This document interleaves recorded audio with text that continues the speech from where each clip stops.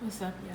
So, in about 2 hours, it'll be 28 degrees, and the moon will begin to cusp with Aquarius and Pisces.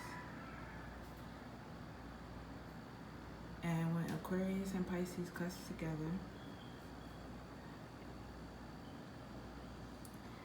it's the creative cloud cusp. You know, like when you look up in the clouds, and you see a whole bunch of clouds, and you can begin to create images based off of what you see. You can start to create this story, you know. There's the smooth clouds where you don't really see anything. It's just, you know. And then there's the one with all of the different designs and grooves and the ones that stand out. You know, it's like clouds that's painting and dancing and creating, like, in their own individual way. It's like being really up there in your own world. That's when Aquarius and Pisces cusp together. And examples of Aquarius, Pisces cusp individuals, like Jean-Michel Basquiat. He is an artist that was born in New York and has traveled much throughout his life.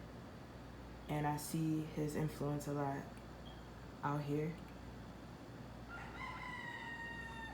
And he is a Pisces Aquarius cusp. And if you know anything about his life, you know, it was all about the art, being in his la la land, in his imagination, and not so much in this physical, practical world like that.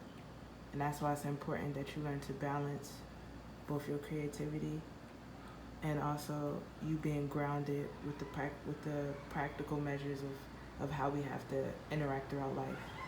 You know, in whatever ways stability is developed, logic is developed, productivity, you know, and all of that, and being in our imagination and valuing that and stuff like that. But and he's a good example just to, if you want a better understanding of just this energy that's going on, and then also examples of going too far on one spectrum, you know, and what can happen basically is that although he had a great life when it comes to art, his creativity, you know, is out of this world, not like anything anybody ever seen before, of course. I feel that way about everybody when they do art. But I'm just saying, it's a big emphasis on the way he created art.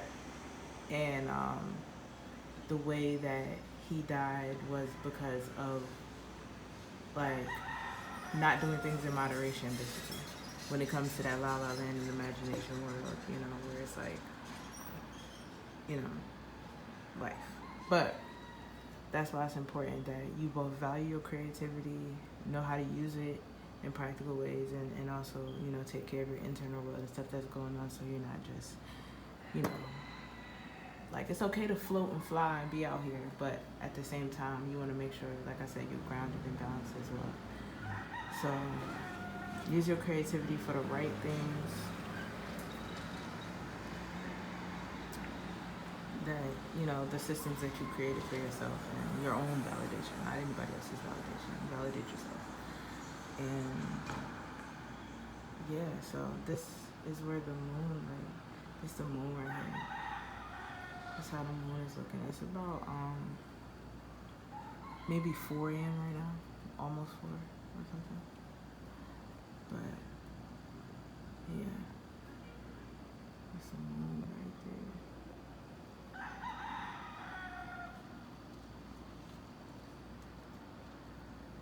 So if it was like the daytime right now, and you see, you don't even have to be the daytime, but if you see like a whole bunch of clouds, let's say if you see a whole bunch of clouds, the ways that they standing out and have specific individuality amongst the shit is how the Aquarius Pisces cusp is, basically. Like, and one thing too, when it comes to Aquarius has like the most unique voice and vocals ever because of its ability to be able to associate notes in air and know what goes well together, and how to go like in and out, back and forth, and coordinate, and you know, like organize their air, organize their vocals, organize their, you know. But yeah, just like I use the example as like, you know, with the cloud and painting and stuff like that, I feel like another example, you know, could be like with your vocal cords as well. Like if you're singing, Aquarius, Pisces, Cusp, when you're singing, would be like those in between notes you wouldn't necessarily expect, or like the ad libs of like a song or whatever when you like performing it live, where it's not that, well, it can be, but this is how I'm just using an example.